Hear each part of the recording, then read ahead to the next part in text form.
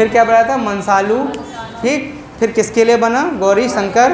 गौरी शंकर कहाँ चले गए, छू हो गए, कहाँ पहुँचे, सबसे ऊँचे हिमालय, माउंट एवरेस्ट पहुँचे। माउंट एवरेस्ट भी यहीं पर है। माउंट एवरेस्ट के बाद कंचनजंगा, भारत की सबसे ऊंची चोटी कंचनजंगा। भारत में सबसे ऊंची चोटी कंचनजंगा, लेकिन भारत की सबसे ऊंची चोटी कंचनजंगा नहीं होगी। भारत की सबसे ऊंची चोटी कौन सी होगी, K2 गॉडविन ऑस्टिन, समझ गए, जो कि कहाँ विराजमान है, सियाचिन ग्लेशियर के पास, ठीक है।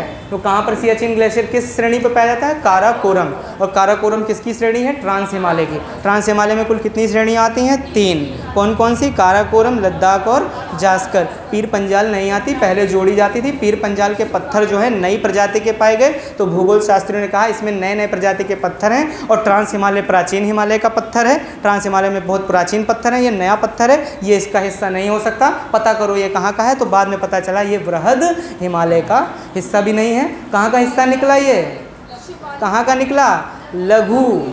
कहाँ का निकला, कहाँ का निकला, लघु। धौलाधार और पीर पंजाल लघु हिमालय, समझ गए। और इसी के बीच में कुल्लू घाटी, कुल्लू कांगड़ा घाटी मैंने पढ़ाया है। फिर आएगा नंबर इसका, टेंशन ना लो। जितने सुपर टेट के जीएस के टॉपिक हैं सब रेलगाड़ी की तरह कम से कम 75 बार पढ़ाऊंगा सुपर टेट तक, ठीक। वोमिट आने लगेगी, ये सब याद हो जाएगा। अभी नदी देखो तुम कितनी बार नदी पढ़ते हो हमसे, पेपर तक नदी पे नदी, नदी पे नदी, नदी पे नदी चलता रहेगा, ठीक। ये सब याद हो जाए, पहली बार पढ़ रहे हैं ना, थोड़ा थोड़ा आएगा, थोड़ा चला जाएगा, अगली बार में थोड़ा और आएगा और चला, तीसरी बार थोड़ा और चलेगा, चौथी बार में हम लोग पढ़ेंगे नहीं, खाली एक मैप ऐसे उठा लेंगे, कहेंगे यहाँ कौन सी नदी, आप बताना ये, यहाँ कौन सी, ये यहाँ कौन सी, ये यहाँ कौन सी, ये खुद ही बताओगे। लेकिन घर में पढ़ोगे तो नहीं पढ़ोगे तो आपको फिर चाहे जहाँ पढ़िया हो जाएंगे, अमेरिका में ऑक्सफोर्ड यूनिवर्सिटी से पढ़िया हो जाएगी, कोई फ़र्क नहीं पड़ता, ठीक। फ़र्क तब पड़ेगा जब आप घर में जाके स्व अधिगम करोगे। और जिसने नहीं किया स्व अधिगम, समय बहुत कम है, इसलिए आज जो पढ़ के जाना घर में जाके पढ़ लेना, तो कम से कम तुम्हारे 3-4 प्रश्न तुम्हारे पेपर के फंस जाएंगे, और नहीं तो कोई बात ही नहीं है। चलिए, तो हम लोग गंगा नदी देख लिया आपने, यमुना नदी देख ली, कहाँ से निकलती है, ये देखिए यमुना नदी यहाँ से निकली और आके जुड़ गई किसमें, किसमें जुड़ गई, गंगा में जुड़ गई ना। अपने यहाँ इलाहाबाद में जुड़ी कि नहीं जुड़ी है। सरस्वती नदी भी थी, लेकिन सरस्वती नदी पर सब लोगों ने कचरा डाल डाल के घर बना लिया, तो अब सरस्वती नदी का अस्तित्व खत्म हो गया। तो यहाँ पर एक संगम है, गंगा और यमुना का संगम, कहाँ है, प्रयागराज इलाहाबाद में, तो वहाँ पर मिलती है। तो गंगा की सबसे बड़ी सहायक नदी पूछा जाएगा तो क्या बताओगे, यमुना। मैंने अलग से बता रहा हूँ यमुना, चाहता तो उसी में बता देता गंगा नदी, लेकिन यमुना से क्वेश्चन बनते हैं इसलिए मैं बता रहा हूँ। तो बड़ा बड़ा लिखना है यमुना, किसकी सहायक नदी है, गंगा की। तो यमुना के नीचे लिखना सबसे बड़ी सहायक नदी, सबसे बड़ी। और भूगोल में सबसे ज़्यादा छोटे जो एग्ज़ाम्स होते हैं, वनडे एग्ज़ाम होते हैं, उनमें बड़ा, छोटा, आड़ा, तिरछा, लंबा, चौड़ा, खारा, मीठा, यही सब पूछता है, इससे ज़्यादा डीप में नहीं जाता, ठीक है। क्योंकि फालतू का अनर्गल पढ़ने से कोई मतलब नहीं ना। हमको यहाँ कोई लाइव स्ट्रीमिंग करनी है कि हमारा 50 मिलियन लोग देख रहे हैं तो हमारा घंटा भर चलेगा तो यूट्यूब हमको कोई पैसा दे देगा। लिखाए रहो लंबा लंबा खर्रा, जुटे हैं मार, उतना हैंड भी उनका सेट हो गया। हम तो देखते हैं इंटेंसिटी कितनी गजब की है, sir sir sir sir bullet train चल रही, ठीक। लेकिन उतना ना पढ़िए, वो बेकार हो जाएगा उतना, ठीक है। इतनी बात समझ में आई। चलिए, तो गंगा की सबसे बड़ी और सहायक नदी कौन सी है, यमुना। यमुना की 3 सहायक नदियाँ बहुत पूछी जाती हैं, जिसमें से एक ही से प्रश्न आता है एक ही से हैं तो 5-10 ठोरी, लेकिन हम आपको 4 बताएंगे, 4 में से भी एक हटा देंगे, 3 रखेंगे और 3 में कहेंगे केवल ये वाली पढ़ के जाना। आप तो खुश हो, है तो बहुत सारी, लेकिन पढ़ना सिर्फ एक है। तो जो पढ़ना है, यमुना की सबसे बड़ी सहायक नदी कौन सी है, ये कौन सी है, यमुना नदी है। ये कौन सी नदी बह रही है, यमुना। ये कौन सी बह रही है, यमुना। यमुना की सबसे बड़ी सहायक नदी लिख लो, कौन सी नदी, कौन सी नदी, चंबल नदी, लिख लो चंबल नदी। कौन सी नदी, चंबल नदी, ठीक है। चंबल नदी बहुत फेमस है, और चंबल नदी इसलिए फेमस है क्योंकि चंबल नदी पर 3 नहीं, 4 नहीं, 2 नहीं, पूरे के पूरे 4 जल रोकने वाले बड़े बड़े डैम हैं, ठीक है। डैम बहुत पूछे जाते हैं, ठीक है। 4 के चारों डैम यहाँ लिख लीजिए। पूछ लेगा ये डैम किस नदी पर हैं, तो वहाँ पर नदी आपको बता देनी होगी, चंबल नदी, दिखा देगा चंबल नदी। और वनडे एग्जाम में सबसे ज़्यादा क्वेश्चन इसी नदी से पूछे जाते हैं। चंबल नदी किसकी सहायक नदी है, यमुना की। यमुना की सबसे बड़ी सहायक नदी कौन सी है, सबसे बड़ी बोलेगा तो चंबल नदी। चंबल नदी पर सबसे पहला इंदिरा गांधी बांध, ठीक है, या इंदिरा, या आप महात्मा गांधी के लिए राणा सागर बांध कह लीजिए, महाराणा प्रताप बांध कह लीजिए, या इसको कोटा बैराज कह लीजिए, ठीक है। 4 के चारों डैम हैं, लिखना चाहें तो लिखवा दें, ना जरूरी समझे तो ना लिखवाएं, कि हटा दें यहाँ से डैम, डैम वाले में बता देंगे, लिखवा दें, लिखेगा जवाहर, जवाहर, क्रम बदल जाए कोई दिक्कत नहीं है, जवाहर सागर बांध परियोजना, राणा सागर बांध परियोजना, जवाहर हो गए, राणा हो गए, राणा सागर, ठीक है, राणा सागर हो गए,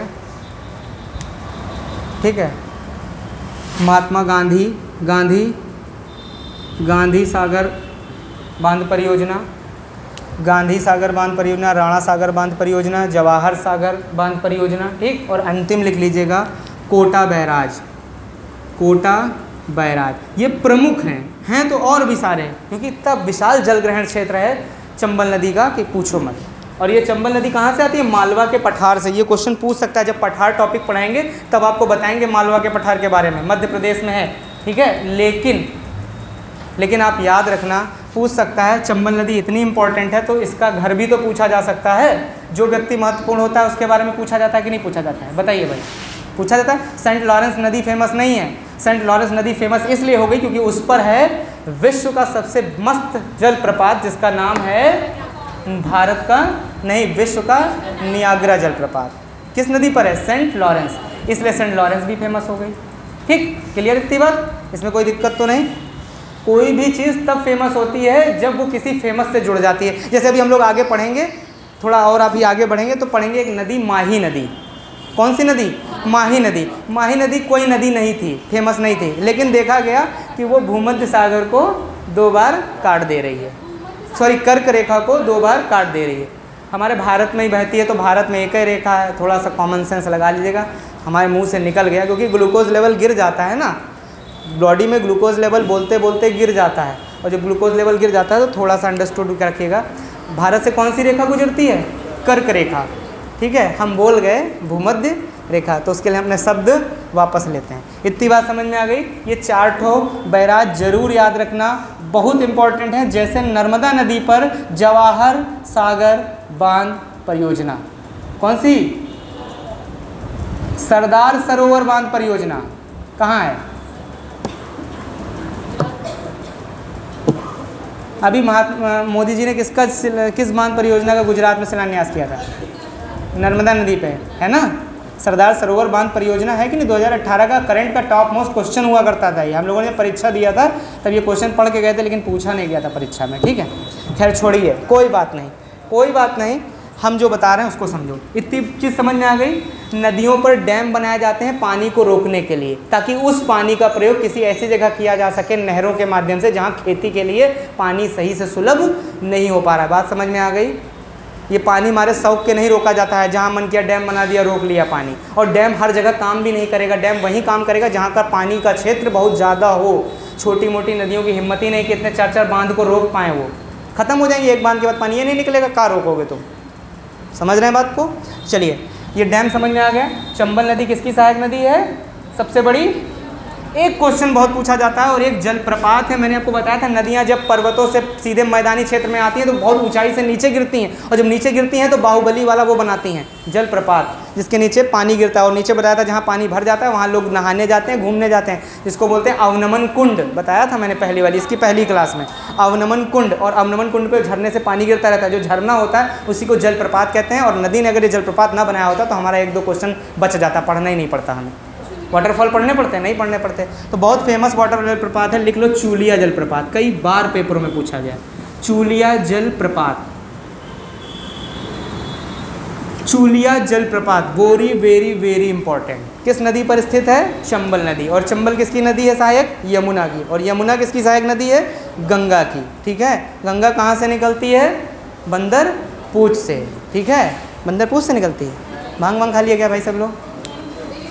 यमुना निकलती है बंदर पूछ से, ठीक है ना, यमुना निकलती है बंदर पूछ से। क्लियर इतनी बात?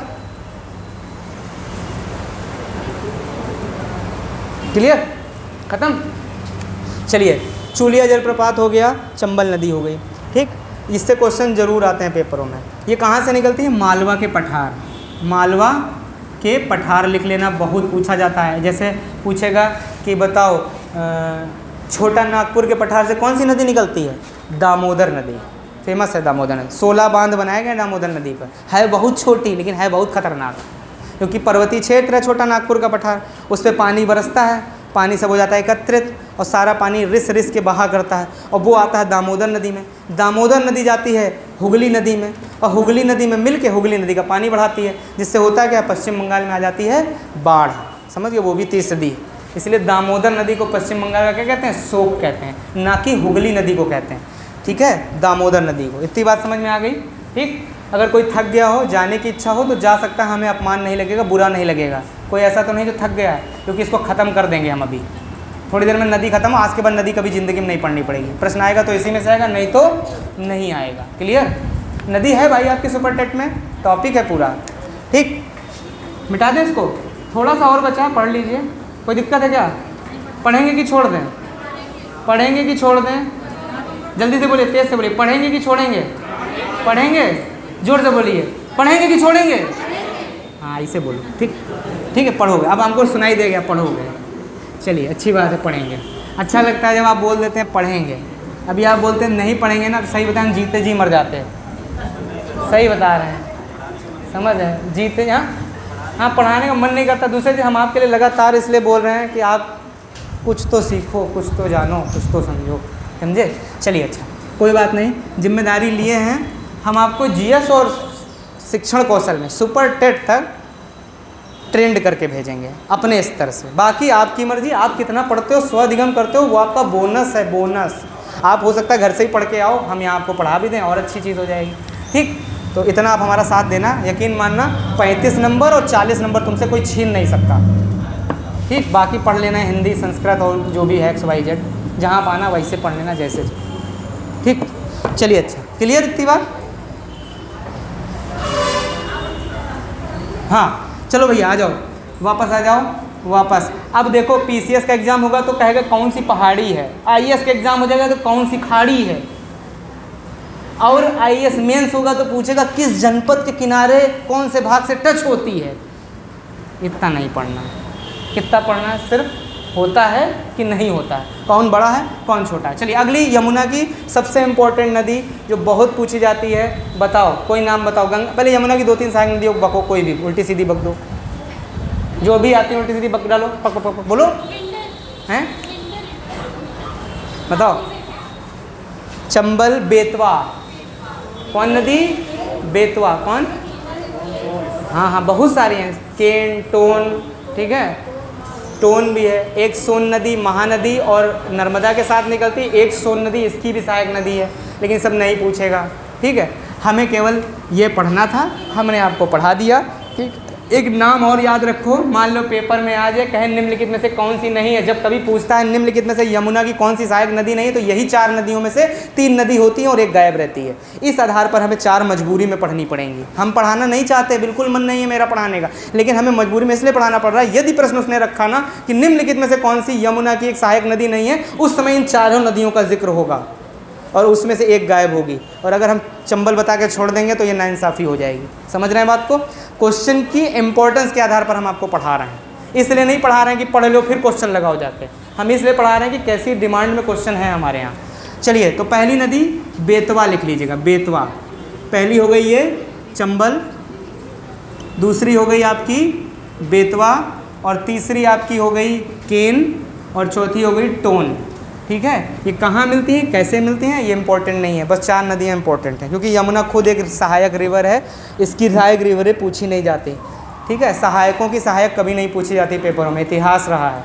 ठीक, लेकिन एक क्वेश्चन आज तक हमने देखा है और कई बार हमने पेपरों में देखा है, कई पेपरों में देखा है हमने, यमुना की ये 4 नदियाँ दिखाता है और एक गायब कर देता है। गायब कौन सी करता है? केन गायब कर देता है, कभी टोन गायब कर देता है। ठीक, और एक कोई माही रख देगा, साबरमती रख देगा, कोई भी रख के आपसे प्रश्न कर ले जाएगा। क्लियर इतनी बात? मिटा दें। चलिए, हो गई आपकी यमुना भी, हो गई आपकी यमुना इंपॉर्टेंट थी, यमुना भी ख़त्म हो गई। ठीक, उसके बाद अब आ जाइएगा कुछ इंडिविजुअल इंपॉर्टेंट रिवर जिनका बहुत फेमस है और बहुत क्वेश्चन पूछे जाते हैं। एक बार भारत का नक्शा बनाइएगा हमारे साथ, तभी समझ में आएगा। ठीक है, भारत का मैप एक बार बना लीजिएगा। बस बहुत करीब आ गए हैं, बस ये 2-3 नदियाँ बताने के बाद सीधे बस 4 नदी, ये और ये, ख़त्म काम। ठीक, कौन अरब सागर में गिरती है, कौन सी बंगाल की खाड़ी में गिरती है। ठीक है, क्लियर बात। चलिए, कोई चीज़ फंस गई क्या, कुछ चुप गया? चलिए अब ध्यान दो जरा हमारी बात। अब देखिएगा ध्यान से। यहाँ पर एक पर्वतमाला है जिसका नाम है अरावली पर्वतमाला। कौन सी पर्वतमाला? अरावली। चलो लिख लो, चित्र बना लेना छोटा सा। ठीक है, इसका नाम है अरावली। अरावली। अरावली से क्वेश्चन क्या बनता है? अरावली से नदियाँ निकलती हैं कुछ बहुत फेमस। ठीक है, तो उनको बहुत पूछा जाता है। जिसमें एक नदी निकलती है जो यहाँ पर आप जानते होंगे। अच्छा, यहाँ पर आपको हम तटीय क्षेत्र बता दें। अभी हम बोलेंगे काठियावाड़ तट के पास जाके विलुप्त हो जाती है कच्छ के रण में, तो फिर आप समझोगे काठियावाड़ कौन बला है। और एक और बात बता दें आपको, हमारा काठियावाड़ बताने से एक फ़ायदा ये होने वाला है, क्योंकि वो पूछेगा काठियावाड़ तट की सीमा कहाँ तक है। ठीक है, कोंकण तट की सीमा कहाँ तक है, कन्नड़ तट की सीमा कहाँ तक है, मालाबार तट की सीमा कहाँ तक है। ठीक है, कोरोमंडल की कहाँ तक है। कोरोमंडल किधर है? इधर है कि इधर है? इधर है ना। ठीक, आपसे पूछेगा उत्कल तट की सीमा कहाँ तक है, तो आप एक एरो बना के, ये हालांकि इसका हिस्सा है नहीं, लेकिन मैं फिर भी आपको एक नंबर यहीं डन करा रहा हूँ। एक नंबर ज़रूर आता है ये। ठीक, तो तट है, इतना तो तुम्हें पता ही होना चाहिए। ये हिस्सा किधर का है? नेपाल का है, ये पाकिस्तान का है, ऊपर अफगानिस्तान है कि नहीं? ठीक है, तो ये भी तट बनाएंगे। तो गुजरात का ये जो हिस्सा है इसको काठियावाड़ तट कहते हैं। लिख लो, डार्क करके एरो मारो लंबा सा और लिख लो काठियावाड़ तट। पूछ लेता है काठियावाड़ तट किसे कहते हैं? गुजरात का जो पूरा हिस्सा है उसको काठियावाड़ तट कहते हैं। ठीक, और इसकी सीमा कहाँ तक है? महाराष्ट्र तक। ठीक, गुजरात से महाराष्ट्र तक कौन लगा हुआ है? काठियावाड़ तट। ठीक, आगे चल के हम लोग यहीं पर है दादर नागर हवेली नीचे, समझ गए? जब आगे डिटेल में लोग भारत का इतिहास भूगोल पढ़ेंगे तब डिटेल में बता देंगे जो भारत से संबंधित है। काठियावाड़ तट। ठीक, उसके नीचे महाराष्ट्र से गोवा तक, महाराष्ट्र से गोवा तक मोस्ट इम्पॉर्टेंट कोंकण तट। कौन सा तट? कोंकण तट। ठीक, कोंकण तट,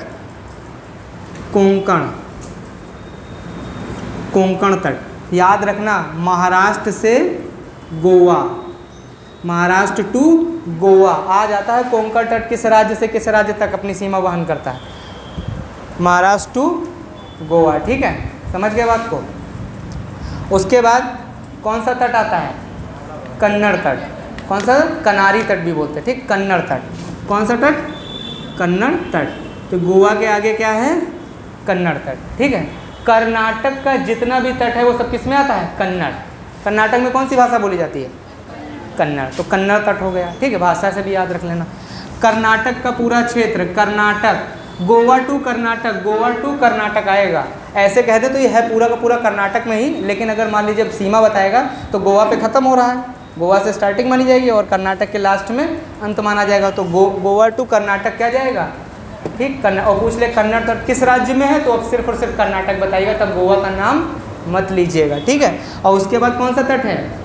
मालाबार की कोरोमंडल, मालाबार तट बहुत फेमस है। तो केरल जानते हो ना, केरल, ये हिस्सा केरल का है। ठीक है, तो केरल में कौन सा तट है? मालाबार तट। तो कर्नाटक से केरल तक क्या है? मालाबार तट। ठीक है, इतना याद रखेंगे। ये 3 तट इधर के बहुत फेमस हैं, केवल नाम करके एक नंबर में पेपर में आ जाता है भैया, बता दे रहा हूँ आपसे। और ये ज़्यादा कुछ नहीं, अनुभव के आधार पर क्लास चला रहा हूँ। जितने क्वेश्चन समेट सकते हैं इंपॉर्टेंट वो सब समेट ले रहे हैं। उसके बाद यहाँ से ये वाला जो हिस्सा होता है, ये तमिलनाडु वाला जो हिस्सा है, ठीक है, इधर का हिस्सा राज्यों के आधार पर नहीं बांटा गया है, इधर का हिस्सा नदियों के आधार पर बांटा गया है। ठीक, जैसे कावेरी नदी, ठीक, इधर गोदावरी नदी, ठीक, उसके ऊपर इधर महानदी। तो महानदी, गोदावरी नदी और कावेरी नदी, कावेरी से गोदावरी नदी के बीच का जो तट होता है वो कहलाता है क्या? कोरोमंडल तट। कौन सा तट? कोरोमंडल तट। जरा मेरी बात ध्यान से दुखना, लिखो यहाँ से यहाँ तक। देखो अभी नदियाँ पढ़ाएंगे तब बताएंगे। यहाँ से तमिलनाडु से आंध्र प्रदेश समझ लो भैया, अगर ऐसे नहीं समझ में आ रहा है तो लिख लो तमिलनाडु टू आंध्र प्रदेश, तमिलनाडु टू आंध्र प्रदेश। ये देख लीजिए, Tamil Nadu to Andhra Pradesh, Tamil Nadu to Andhra Pradesh, Tamil Nadu to Andhra Pradesh, Coromandel तट, तमिलनाडु टू आंध्र प्रदेश। पेपर में सिर्फ इतना बोलेगा कोरोमंडल तट की सीमा है आंध्र प्रदेश टू 2-2 लिखे होंगे एरो करके, ठीक है, यहाँ से यहाँ तक, यहाँ से यहाँ तक, यहाँ से यहाँ तक और यहाँ से यहाँ तक, तो क्या हो जाएगा कोरोमंडल तट। क्लियर है इतनी बात यहाँ तक, कोई समस्या तो नहीं। इसके बाद आता है उत्तरी सरकार तट। एक और तट है बहुत इंपॉर्टेंट, ये वाला उत्तरी सरकार, नाम है धर दिया गया उत्तरी। जैसे कुछ लोगों का नाम वकील होता है, तो क्या वास्तविकता में वकील होते हैं? वो नहीं समझे बात। बहुत से लोग का नाम वकील है, तो क्या वास्तविक दोस्त यार व्यवहारी में कह दिया वकील, नेता तो क्या वास्तविकता में नेता है, कहेंगे नेता साहब क्या हाल चाल, तो क्या नेता हो जाते हुई, तो वही तरह लोग नाम दे दिया गया सरकार। ठीक, तो याद रख लो सरकार, बात खत्म। यहाँ कोई सरकार वरकार नहीं है, ठीक है। उत्तरी सरकार तट, क्या बोलते हैं? तट, ठीक है। ये हो गया कोरोमंडल तट, कोरोमंडल तट। और ऊपरी वाला होता है, ये उड़ीसा का हिस्सा है, उड़ीसा को उत्कल भी बोलते हैं। क्या बोलते हैं? उत्कल भी नाम है उसका, इसलिए इसको उत्कल तट कहते हैं, उत्कल तट। बस अब आज के बाद जीवन पर्यंत आपसे तट का क्वेश्चन गलत नहीं हो सकता, अगर हो जाए तो हमसे बता दीजिएगा, ठीक है। घर में जाके पढ़ लीजिएगा, तट से एक क्वेश्चन आ जाता है। हाँ, वो भी है, वैगा तट भी है, वो भी बहुत डिटेल में तट क्षेत्र बताएंगे तब डिटेल में बता देंगे आपको, ठीक है। अब ना नदी रह जाएगा, अभी नदी से भ्रमित हो जाएंगे फिर। एक तो भूगोल में यही प्रॉब्लम है, जिधर घुसो घुसते चले जाओ। लेकिन ये महत्वपूर्ण है, पेपर में आपके आता है और आने की प्रबल संभावना है 2021 में, नहीं है? पिछली बार आया था 69,000 में पूछा गया था कोरोमंडल तट, नहीं पूछा गया था। पेपर खोलना, दिखेगा आपको प्रश्न। इतनी बात समझ में आ गई, मिटा दे रहे हैं इसको, ठीक है। चलिए आ जाइए, अब हम लोग कहाँ थे, क्या पढ़ रहे थे? हाँ, अरावली। चलिए, अरावली से 3 नदियाँ प्रमुख निकलती हैं, जिसमें सबसे पहली नदी जो है ये यहाँ पर काठियावाड़ तट के पास, यहीं पर कच्छ का रण है। क्या है? कच्छ का रण। ये एक इकलौती ऐसी नदी, अच्छा एक मिनट, वन सेकेंड, हमने अभी नीचे लिखाया वहाँ पर कौन सा तट, कौन सा तट लिखाया था? मालाबार तट। तो एक प्रश्न बनता है, जब आगे हम लोग मानसून पढ़ेंगे, अभी आगे हम लोग को मानसून पढ़ना है भूगोल में, मानसून जब पढ़ाएंगे तो बताएंगे, पूछा जाता है सबसे पहली बार वर्षा मानसून के कारण किस तट पर होती है? तो लिख लो मालाबार तट, एरो मारो वहीं पर मालाबार तट में। एक क्वेश्चन बहुत बनता है ये पेपर में, पूछेगा कि भारत में जो वर्षा होती है पहली बार जो वर्षा गिरती है, अगर भारत में पानी कहीं बरसता है पहली बार मानसून से, तो वो है मालाबार तट। यही वाला तट है, बहुत फेमस तट, मालाबार तट, ठीक। मालाबार तट, मालाबार तट, मालाबार तट, ठीक। मालाबार तट बहुत इंपॉर्टेंट है, मालाबार तट। और अगर पूछेगा भारत में सबसे अंतिम बार जो मानसून से वर्षा होती है जाते जाते, वो होती है जस्ट इसके अपोजिट, वो है कोरोमंडल तट। दोनों ही तट बहुत पूछे जाते हैं। कोरोमंडल में लिख लेना, अंतिम बार वर्षा जो होती है वो कहाँ होती है? कोरोमंडल तट में होती है। अंतिम बार जो वर्षा होती है वो कहाँ होती है? कोरोमंडल तट पे। क्लियर इतनी बात? मानसून कैसे आते हैं, कैसे जाते हैं, हम आपको सब बताएंगे। कहाँ कहाँ पानी बरसता है, जब मानसून टॉपिक पढ़ेंगे तो बहुत विधिवत आप जान जाओगे पानी कब बरसेगा और कब नहीं बरसेगा। गांव में पानी सिर्फ इसलिए बरसता है क्योंकि वहाँ पर पेड़ होते हैं। शहर में पानी इसलिए नहीं बरसता बादल होने की वजह से, क्योंकि यहाँ पर सारे पेड़ वेड़ काट दिए गए हैं। समझ गए बात को? बताएंगे। वायुदाब की वजह से वर्षा होती है, कई कारण होते हैं वर्षा होने के। इतनी बात समझ में आ गई। चलिए, अरावली में एक प्रमुख नदी निकलती है, ये देखिए अरावली की प्रमुख नदी निकली, और इस नदी को बोलते हैं हम लोग लूनी नदी। लिख लो, लूनी नदी। लूनी नदी इसलिए फेमस है कि ये ऐसी नदी है जो कभी किसी सागर में अपना पानी नहीं गिराती, ना किसी नदी में पानी गिराती है। ये एक दलदली ज़मीन में जाके पानी गिराती है, जिसे हम लोग कच्छ का रण बोलते हैं। लिख लेना, कच्छ का रण, ठीक है। बहुत पूछा जाता है, लूनी नदी अपना पानी कहाँ गिराती है? गुजरात में कच्छ के रण में गिराती है। लूनी नदी अपना पानी कहाँ गिराती है? गुजरात के कच्छ के रण में। लूनी नदी अपना पानी कहाँ गिराती है? गुजरात के कच्छ के रण में। लूनी नदी अपना पानी कहाँ गिराती है? गुजरात के कच्छ के रण में, ठीक है। इतनी बात समझ में आ गई? कोई समस्या? लूनी नदी अपना पानी कहाँ गिराती है? कच्छ के रण में। लूनी नदी अपना पानी कहाँ गिराती है? कच्छ के रण में, गुजरात में। इतने में कोई समस्या नहीं। एक नदी और बहुत फेमस नदी है, साबरमती के किनारे तूने कर दिया कमाल। किसने किया था कमाल? महात्मा गांधी ने बहुत कमाल किया था। तो महात्मा गांधी की जो नदी है साबरमती, वो भी गुजरात में बहती है और यहीं से निकलती है। साबरमती नदी फेमस है, पूछ सकता है कि कहाँ से निकलती है, तो अरावली पर्वतमाला। अगर आप कभी आप राजस्थान जाएंगे ट्रेन से तो आपको अरावली रेंज दिखती है, साथ ही साथ चलती है अरावली, बहुत दूर तक चलती है, ठीक है। समझ रहे हैं? अरावली का ही कुछ हिस्सा बताते हैं। रायसीना की पहाड़ी दिल्ली में घुसा हुआ है, कहते हैं दिल्ली पहाड़ी पर है, पहाड़ी पर है नहीं, लेकिन वो है वास्तविकता में। रायसीना की पहाड़ी वहाँ घुसी हुई है। समझ रहे हैं बात को?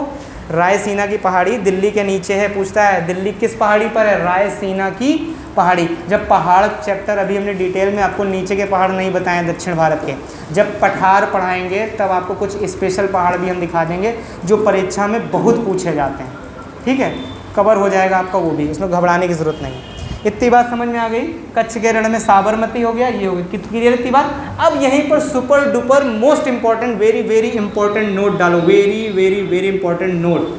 ठीक है, भारत को दो भागों में विभक्त करने वाली रेखा को क्या कहते हैं? कर्क रेखा। क्या कहते हैं? कर्क रेखा। कैंसर बोलते हैं, ट्रॉपिक ऑफ कैंसर, इंग्लिश में बोलते हैं ट्रॉपिक ऑफ कैंसर। ठीक है, भारत को दो भागों में विभाजित करने वाली रेखा को कर्क रेखा कहते हैं। और कहते हैं कि मध्य प्रदेश से एक नदी निकलती है और घूमती है, वापस फिर गुजरात में चली जाती है, जिसे बोलते हैं माही नदी। लिख लीजिएगा, माही नदी। क्या बोलते हैं? माही नदी। वेरी वेरी इंपॉर्टेंट, जहाँ आपने लिखा है वहाँ पे नोट डाल के लिखिएगा माही नदी। ये देखिए, माही नदी निकली और चली गई, ये देखिए यहाँ से, ये है गुजरात और ये है आपका कर्क रेखा। और ये देखिए यहाँ पर आपकी मध्य प्रदेश से निकली और वापस फिर राजस्थान गई और फिर वापस गुजरात में निकल गई। इसको बोलते हैं माही नदी। और देखने में लग रहा है एक बार जा रही एक बार आ रही, तो कहते हैं वो कौन सी नदी है जो कर्क रेखा को दो बार काटती है? वो है आपकी माही नदी। प्रश्न इंडिविजुअल बहुत बनता है। ये माही नदी कर्क रेखा को दो बार काटती है। ठीक है, काटती है। जब वर्ल्ड ज्योग्राफी पढ़ाएंगे तब आपको बताएंगे कि हमारे वर्ल्ड में कौन कौन सी रिवर्स काटती हैं। ठीक है, वो वर्ल्ड का हिस्सा है, वर्ल्ड में देखेंगे। ठीक है, तो माही नदी कर्क रेखा को दो बार काट डालती है और इसलिए ये फेमस क्वेश्चन बन जाता है वनडे एग्जाम का। ठीक है, वन लाइनर में हजारों जगह मिलेगा आपको लिखा हुआ। कौन सी नदी दो बार काटती है? माही नदी। कौन सी काटती है? माही नदी। याद रखिएगा, इंपॉर्टेंट है। ठीक है, माही नदी हो गई, वेरी वेरी इंपॉर्टेंट। उसके बाद इसको मिटा दीजिए। इसको मिटाने के बाद मिटा देंगे, हो गया काम। अरावली का हो गया। और अरावली का सबसे पीक पॉइंट क्या कहलाता है? गुरु शिखर। बोला करो भाई, अरावली का पीक पॉइंट क्या है? गुरु शिखर। सबसे प्राचीनतम अवशिष्ट पर्वत का उदाहरण कौन सा है? अरावली। ठीक है, सबसे प्राचीनतम पर्वत अरावली, सबसे प्राचीनतम अवशिष्ट पर्वत अरावली। ठीक है, दक्षिण भारत की सबसे ऊंची पर्वतमाला कौन सी है? अन्नामलई। अन्नामलई। उसका पीक पॉइंट क्या है? अष्टमुदी। अष्टमुदी या अन्नामुदी, अष्टमुदी या अन्नामुदी। ठीक है, पश्चिमी पर्वत श्रेणी का, ये पश्चिमी या हम लोग पूर्वी घाट पश्चिमी घाट के नाम से भी जानते हैं। तो बताओ, पूर्वी घाट की सबसे ऊंची चोटी कौन सी है? महेंद्रगिरी। पूर्वी घाट की सबसे ऊंची चोटी महेंद्रगिरी। पश्चिमी घाट की सबसे ऊंची चोटी महाबलेश्वर। और महाबलेश्वर से कौन सी नदी निकलती है? कृष्णा नदी। कौन सी नदी? कृष्णा नदी। निकलती कि नहीं निकलती? महाबलेश्वर से कौन सी नदी निकलती है? कृष्णा नदी। महाबलेश्वर पर्वत सबसे ऊंची चोटी है किसकी? पश्चिमी घाट की। ठीक है, पश्चिमी घाट और पूर्वी घाट को कौन सी पर्वतमाला मिलाती है? मैंने पढ़ाया है पिछली बार क्लास में, बहुत पूछता है भैया। उसकी सबसे ऊंची चोटी तो हजारों करोड़ों बार परीक्षा में पूछी गई है, डोडा बेट्टा। पश्चिमी घाट पूर्वी घाट को जोड़ने का काम करती है नीलगिरी पर्वतमाला। और नीलगिरी पर्वतमाला की सबसे ऊंची चोटी कौन सी है? डोडा बेट्टा। लाखों बार वनडे एग्जामों में पूछी गई है, लाखों बार। क्लियर? ठीक है, और इसी के नीचे बहती है, इसी के नीचे बहती है कौन सी नदी? हम लोग पढ़ेंगे आगे की नदियाँ जल्दी जल्दी, उनको ख़त्म करते हैं। ठीक, रिवीजन करते हैं। चलो भैया, एक दिन टेस्ट होने वाला है, आपको 100 क्वेश्चन की बुकलेट मिलेगी। ठीक है, और उसी में आपका टेस्ट होगा। टॉप 10 लोगों को सम्मानित किया जाएगा। ठीक है, नीचे से टॉप 10 लोगों को सम्मानित किया जाएगा। ऊपर वालों को तो कोई फ़र्क ही नहीं पड़ना है, जो नीचे से टॉप 10 होंगे उनको यहाँ ज़रूर दिखाया जाएगा सबको। ये देखिए, ये लास्ट हैं, फर्स्ट आए हैं नीचे से। ठीक, उस समय आपको शायद आपका दिल, तब आपके दिल पे लग जाए वो बात और आप पढ़ने लगो। अभी लग गई दिल पे और शर्मिंदगी हो गई, बुरा लग गया, पढ़ लोगे तो आपका जीवन बन जाएगा। और अभी ना लगाना तो फिर जीवन भर लोग बुरा सुनाते रहेंगे, फिर वो जीवन भर आप पिसते रहोगे। अभी पिस जाओ, 5-10 भाई बहनों के बीच में चलेगा, बाद में पिसोगे बेकार है। हाँ भाई, शर्म तो आएगी जब नीचे से फर्स्ट नंबर होगा, ऐसे खड़े हो गए, है ना। हम भी खड़े हो चुके हैं, ऐसा नहीं कि हम खड़े नहीं हुए, इसलिए हमको अपना दिन याद है, तो हम वो एक्सपेरिमेंट ज़रूर करेंगे यहाँ पे। हम भी कुंठित हो चुके थे ना, तो हम भी थोड़ा सा अवसर मिला, हम भी निकाल लें बाहर, है ना। नहीं निकालेंगे, खैर छोड़िए, आगे बढ़ते हैं। थोड़ा सा और बचा है, आप लोगों को बहुत मज़ा आएगा आगे पढ़ने में। अभी आगे अब ऐसी नदियाँ आ रही हैं जो आपका मन भा लेंगी, समझ रहे हैं, बिल्कुल आपको बहुत खुशी हो जाएगी अंदर से। ठीक, खुशी का मतलब समझ लीजिए, इतना आनंद आएगा इन नदियों को पढ़ने जितना आपको जीवन में कभी नहीं आया। ठीक, ऐसा हालांकि आपके लोगों का ग्लूकोज लेवल गिर गया है, हैं, थोड़ा और गिरा दें। चलो थोड़ा सा और पढ़ लो, मज़ा आएगा। बस ख़त्म है, बिल्कुल ख़त्म के बाद बता दो, टाइम बता दो कितने में ख़त्म होगा, कितना बज रहा है बता दो। 12 बजे, 12:20 पे छोड़ देंगे क्लास, ठीक। कितने घंटे क्लास हो जाएगी, मतलब हमारी क्लास कितने घंटे हैं? हम पढ़ाएँ कहाँ? कुछ आज पढ़ाया वढ़ाया कि नहीं पढ़ाया हमने? कुछ थोड़ा बहुत पढ़ाया है? हमको आज वही वाली क्लास याद आ रही है, हमको 69,000 वाली। बहुत मज़ा आया था। शाम के 6 बज गए थे, सच से कहते थे अपने अपने गार्जियन को बुला लेना, अंधेरा कायम हो जाएगा रात में। अंधेरा कायम हो गया था, वहीं चला रहे थे नीचे, बहुत आनंद आया था उस क्लास में। चलिए अच्छा, कोई बात नहीं, फिर आएगा आनंद, अवसर मिलेगा एक बार फिर हमें। और ये हमारा अंतिम मैच है, समझ लीजिए, ये अब की अंतिम बार पढ़ा रहे हैं क्लास। इसके बाद हम क्लास संन्यास ले लेंगे इस क्षेत्र से, ठीक है। ये अंतिम प्रयास है, ठीक। बस अपने घर में रहेंगे और जो भगवान ने रूखा सूखा दिया खाएंगे, उसी में आराम से रहेंगे, ठीक। ये अंतिम बार इसलिए लड़ रहे हैं, कुछ लोग हैं हमारे भी जानने वाले जो रह गए हैं भीड़ में, उनको बस लेके वहाँ पहुँचा देना है मंजिल पर, उसका टाटा बाय बाय। इसके बाद हम जो है कहीं नहीं पढ़ाएंगे, बहुत थक चुके हैं पढ़ाते पढ़ाते, ठीक। अंतिम बार पढ़ा लें बस, चलें आगे। संन्यास तो लेना ही है ना, आज नहीं तो कल, तो पहले ही संन्यास ले लो, ज़्यादा अच्छा। चलिए अच्छा, तो हाँ कुछ ये खोपड़ी बैठ गई, थोड़ा बढ़ा दे ऊपर, अच्छा नहीं लग रहा। चलिए अब ठीक है, इस तरह को पचका दी इस ऊपर से। चलो भैया आगे बढ़ें, कहाँ थे? हाँ, माही नदी हो गई। अब सबसे इम्पोर्टेंट सुनो भैया, बहुत पूछा जाता है पेपर में, ध्यान देना। जब आप बहुत छोटे तो मैंने आपको एक पर्वतमाला बताई थी, कौन सी पर्वतमाला? इसका नाम क्या था भैया? विंध्य पर्वत श्रृंखला, बताया था ना। और इसकी चोटी भी बताई थी ऊंची, कौन सी बताई थी? अमरकंटक। अब हमें पड़ेगी ज़रूरत किसकी? अमरकंटक की, ठीक। तो अक्सर आपने सुना होगा कि अमरकंटक से निकलती है नर्मदा नदी, पूछी जाती है। तो हमने बताया था कि ये जो पर्वतमाला है इसमें खूब सारे पर्वत होंगे और इन्हीं में से एक सबसे ऊंचा पर्वत होगा और ये पर्वत होगा। अब ये अमरकंटक के जस्ट नीचे एक और पर्वतमाला है जिसका नाम है सतपुड़ा रेंज। क्या नाम है? सतपुड़ा रेंज, या ये भी श्रृंखला लिख लो भैया, श्रृंखला लिखो, दोनों लिखो, चित्र बना के दोनों लिखो, पहले चित्र बनाओ दोनों लिखो। बस पहुंच चुके हैं, बस शुरुआत हो गई है नर्मदा महानदी और ताप्ती की। बस इसके बाद जस्ट 4-5 रिवर और पढ़नी है, बस काम ख़त्म, छुट्टी। फिर उसके बाद नदी से कुछ नहीं पढ़ना। अगर इसके बाद भी नदी पढ़ने की ज़रूरत पड़ जाए तो फिर आपने बेकार में गलत जगह एंट्री ले ली सुपर टेट में, उससे बढ़िया फिर आप PCS का फॉर्म भर देते, ठीक। 24 तारीख को परीक्षा है, शायद प्री निकल जाता है ना। तो बस इतना प्रयास, इससे भी ज़्यादा पूछेगा क्या नदी में भैया? लगता है कुछ पूछेगा इससे ज़्यादा? अब ये नहीं पूछेगा कि घर के पीछे कौन सा नाला बहता है, ठीक है। नालों का भी महत्वपूर्ण योगदान है नदियों में, नाले ना होते तो नदियाँ ना होती। सोचो आप जितना कुछ जाता है ना, सब नदी में जाता है, जितना भी आप जो भी फेंकते हो, गंदगी संदगी, पानी बरसता है, फिर वो पानी पोंछता है और पानी लेके जाता है कहाँ? नाले में, नाले से जाता है नदी में, नदी से जाता है सागर में, और सागर में NaCl अलग कर लिया जाता है, ठीक। समझ रहे हो? जैसे आपको पसीना आया, आपने पसीना फेंक दिया तो वो NaCl चला गया, पानी बरसेगा, NaCl बाहर ले जाएगा साथ में, वही नमक बन के आएगा, आप खा लोगे। अरे भैया और क्या।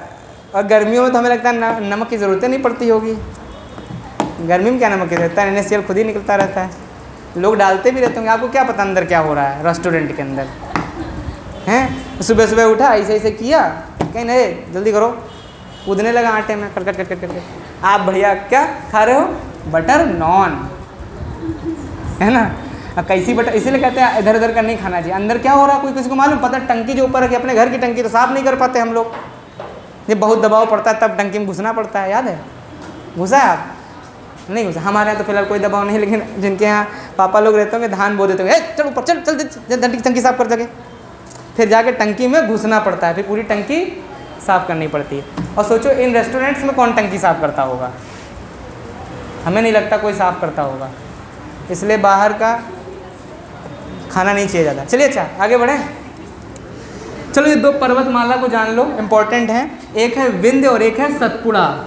सुनो हमारी बात ध्यान से सुनना हमारी बात, हम जो बोलने जा रहे हैं आप उसको सुनो, फोकस करो। एक क्वेश्चन आया था, पूछा गया था हिमालयी नदी और दक्षिण भारतीय नदियों को विभाजक का काम कौन सी पर्वतमाला करती है? जो ऊपर बहती हैं हिमालय, मैंने बताया था कर्क रेखा के ऊपर वाली हिमालय, नीचे दक्षिण प्रायद्वीपीय नदियाँ होती हैं। तो पूछा गया था प्रश्न, उत्तर भारत की हिमालयी नदी और दक्षिण भारत की प्रायद्वीपीय नदियों के जल विभाजक का काम कौन सी पर्वतमाला करती है? तो वो है विंध्य पर्वतमाला, जल विभाजक का काम करती है। बहुत पूछा जाता है क्वेश्चन, जल विभाजक का काम कौन सी करती है? एक ऐसी पर्वतमाला है जो पानी को बांट रही है, दक्षिण भारत का पानी इधर बह रहा है, उत्तर भारत का पानी ऊपर बह रहा है। ठीक है, ये क्वेश्चन पूछा गया है। विंध्याचल, ठीक है, विंध्याचल जल विभाजक का काम करता है। ठीक है, क्लियर इतनी बात? चलिए, और अगर मान लीजिए प्रश्न आ जाए कि दक्षिण भारत को उत्तर भारत से अलग करने का कौन सा पर्वत श्रेणी काम करती है, तो बता देना सतपुड़ा पर्वतमाला। लिख लो, दक्षिण भारत को उत्तर भारत से अलग करने की काम कौन सी पर्वत श्रेणी करती है? तो बता देना सतपुड़ा पर्वतमाला। ठीक है, मोस्ट इंपॉर्टेंट, सतपुड़ा पर्वतमाला, वेरी वेरी वेरी इंपॉर्टेंट। इतनी बात क्लियर है? अब देखो, यही दो पर्वतमालाएं बहुत फेमस, मैंने कहा था ना, बहुत सारे पर्वत को अगर खींच दिया जाए तो ये कहलाती है पर्वत श्रृंखला। ठीक है ना, इसी में कोई एक पर्वत सेलेक्ट कर लिया जाता है और उसकी ऊंची चोटी बना दी जाती है। ठीक, तो इन दोनों की ही ऊंची चोटी बहुत पूछी जाती है वनडे एग्जाम में, सबसे ज़्यादा पूछी जाती है। ठीक, जिसमें से मैंने आपको बता दिया है, विंध्य पर्वतमाला की सबसे ऊंची चोटी कौन सी है? अमरकंटक। और सतपुड़ा की कौन सी है? धूपगढ़। लिख लो, Dhupgarh, most most most important. Aravalli की माउंट आबू या गुरु शिखर, नीलगिरी की डोडा बेट्टा, पश्चिमी घाट की महाबलेश्वर, पूर्वी घाट की महेंद्रगिरी। ठीक है ना, समझ गए बात को? ठीक, काराकोरम की केटुगाडविन ऑस्टेन। ठीक है, बृहद हिमालय की कंचनजंगा। कौन सी? कंचनजंगा। ठीक है, समझ गए इतनी बात को? अब ध्यान से सुनना, बहुत इंपॉर्टेंट क्वेश्चन। नदी से यही क्वेश्चन ज़्यादातर पूछ लेता है, पूरी नदी एक तरफ और यही खाली इतना पढ़ लो, नदी में यही आता है पेपर में, इसीलिए इसको ध्यान से पढ़ना, वेरी वेरी वेरी इंपॉर्टेंट बनाते हैं। जिस तरीके से बता रहा हूँ, इसी तरह कविता कहानी विधि से पढ़ लोगे तो याद भी हो जाएगा।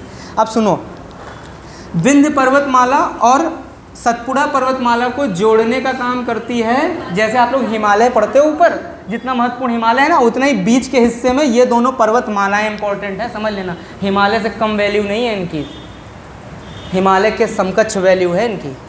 समझ गए बात को? क्योंकि बीच मध्य भारत की दो पर्वत श्रेणियाँ हैं, बहुत इंपॉर्टेंट, इसलिए इनकी वैल्यू पहले समझो तब याद होगी आपको, नहीं तो ऐसे तो यार हल्के में ले लोगे इनको।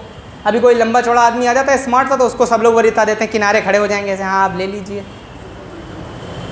अब वहीं कोई सिकुड़ा आदमी आ जाए इसे तो उसको कह, तो पर्सनालिटी का बहुत बड़ा फ़र्क पड़ता है। तो इनकी पर्सनालिटी कोई हल्की फुल्की नहीं है, इसको सलमान खान मानिए तो इसको शाहरुख खान, समझ रहे हैं? और ये बहाते हैं बहुत बड़े बड़े काम। तो सुनो मेरी बात ध्यान से, विंध्य पर्वतमाला और सतपुड़ा पर्वतमाला को मिलाने का काम करती है एक पर्वत श्रृंखला, जिसको मैकाल पर्वत श्रृंखला बोलते हैं। क्या बोलते हैं?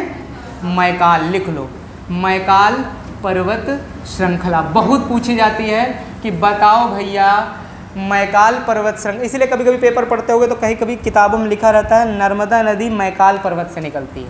निकलती कि नहीं निकलती? बोलते ना, क्यों बोलते हैं? क्योंकि भैया अमरकंटक जो है, सॉरी, जो ये विंध्य पर्वतमाला है इसका ही हिस्सा है ये मैकाल पर्वत, लेकिन अब इसको अलग पर्वतमाला का दर्जा मिल गया है। पहले इसको दर्जा वर्जा कुछ नहीं था, ये किसका हिस्सा थी?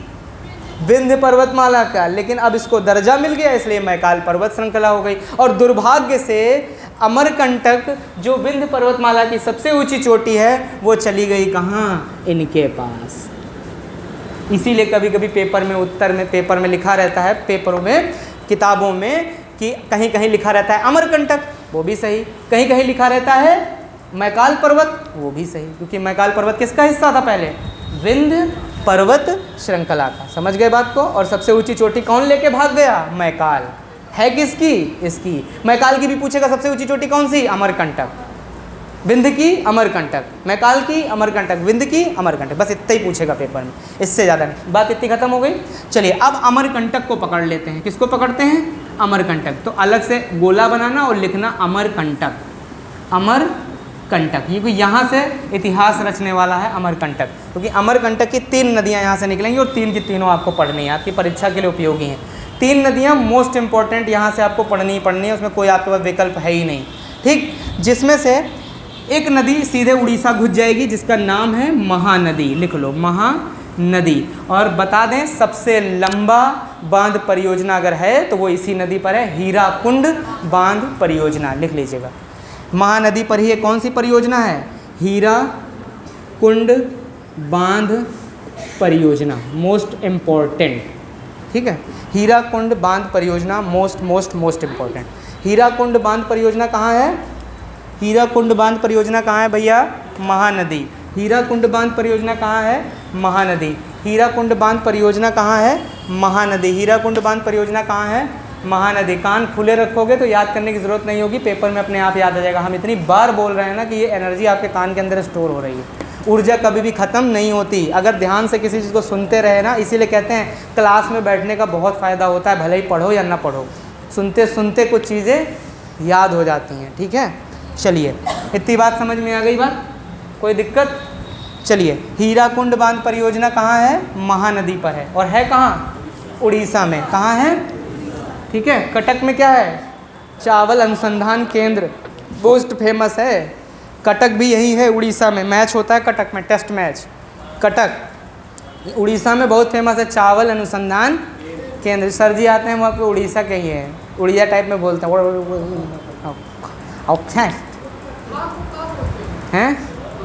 अब जो भी बोलते हैं हमें नहीं पता, फिलहाल उड़ीसा से रिलेटेड हैं वो, है ना। उनकी भाषा कभी कभी आ जाती है उड़िया टाइप में, ठीक है। हालांकि वो बोलते यही कि क्षेत्रीय भाषा उनकी हिंदी ही है। क्षेत्रीय भाषा किसे कहते हैं? वह भाषा जो किसी क्षेत्र विशेष में बाहुल्य तौर पर बोली। अभी यहाँ पर सब लोग बंगाली बोलने लगे तो यहाँ की मातृभाषा इस छत की बाल मातृभाषा क्या हो जाएगी? बंगाली। कन्नड़ बोलोगे तो कन्नड़ी, ठीक। चलिए, भाषा भी हमको लिखानी है, कौन कहाँ बोली जाती है। तेलुगु कहाँ बोली जाती है? तमिल। तेलुगु तमिल बोली जाती है, तमिल कहाँ बोली जाती है? तेलुगु तेलंगाना में बोली जाती है, ठीक है। तमिल बोली जाती है तमिलनाडु में, ठीक है। चलिए, अच्छा, जब भाषा लिखाएंगे तब बताएंगे। तब आपको त्यौहार, भाषा, वो सब एक सांस्कृतिक कला वाला एक टॉपिक है आपका।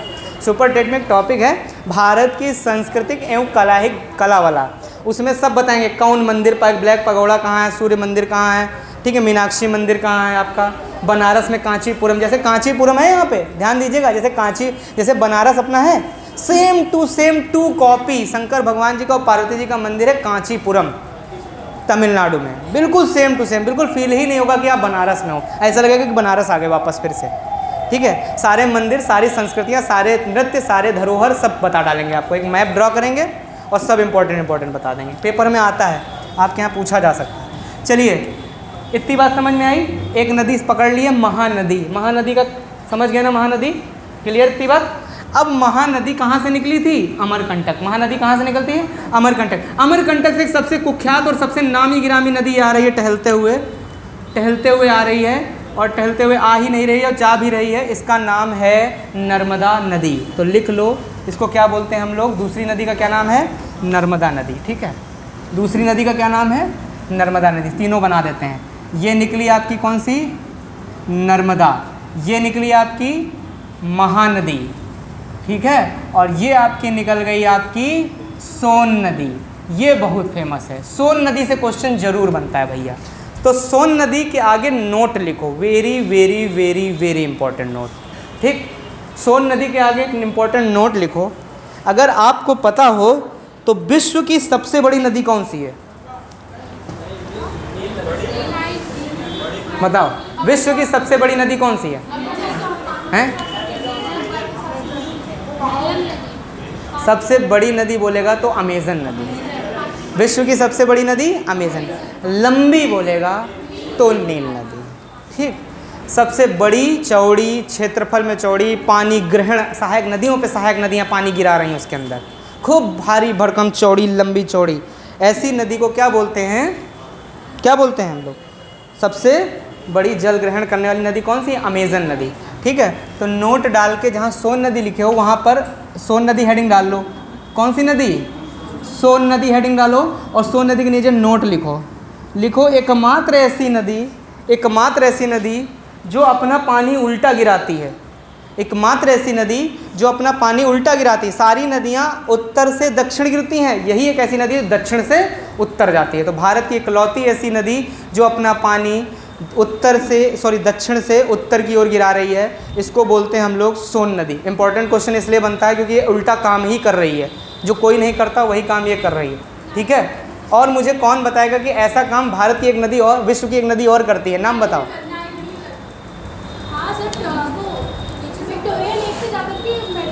नहीं, वो ऐसे तो बहुत नदियाँ जो आड़ा तिरछा बहती हैं, स्ट्रेट दक्षिण से उत्तर, ये दक्षिण से उत्तर सीधे जाती है, डायरेक्ट जाती है ऊपर।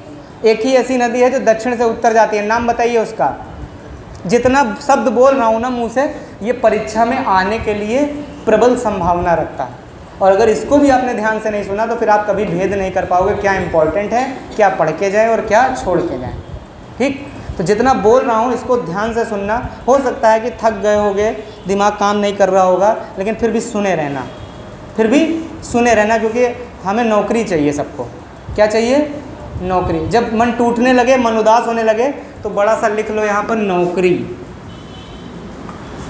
नौकरी को देख लेना, अपने आप सब कुछ याद आ जाएगा, ऊर्जा आ जाएगी, तुरंत ऊर्जा आएगी, तुरंत बिना रुके टुके वाईफाई से आएगी, नीचे से आएगी, दाएं से आएगी, बाएं से आएगी। काहे के लिए आएगी? नौकरी। क्योंकि अंतिम अवसर है, 4 महीने के बाद फिर आराम करना। मिल गई तो जीवन सफल, नहीं मिली तो भी जीवन सफल, क्योंकि ज्ञान कभी भी खराब नहीं जाता, वो अपना काम करके जाता है। और एक चीज़ और बता दें, जो जैसा करता है वो वैसा भरता भी। अगर आपने मेहनत करी है तो आपको नौकरी ज़रूर मिलेगी, कोई भी रोक नहीं सकता। बस ईमानदारी से पढ़ के जाना। अगर ईमानदारी से पढ़ के नहीं गए ना तो फिर तुमको नौकरी कोई नहीं दिला सकता। इसलिए मेहनत, अपना कर्म करना, बाकी भगवान पे छोड़ देना। मिलेगी नहीं मिलेगी वो भगवान जाने, लेकिन तुम्हारा फ़र्ज ये है कि तुम्हें गंगा नदी नहीं, पूरा नदी तंत्र पढ़ के जाना है। और इतनी मेहनत करके अगर गए तो यकीन मानो कोई है जो आपसे क्वेश्चन छीन लेगा आपका। बस इतना ही करना है, एक बार करना है केवल, ठीक है। घबराने की ज़रूरत नहीं है। हम इसको और भी छोटा करेंगे, जैसे जैसे पेपर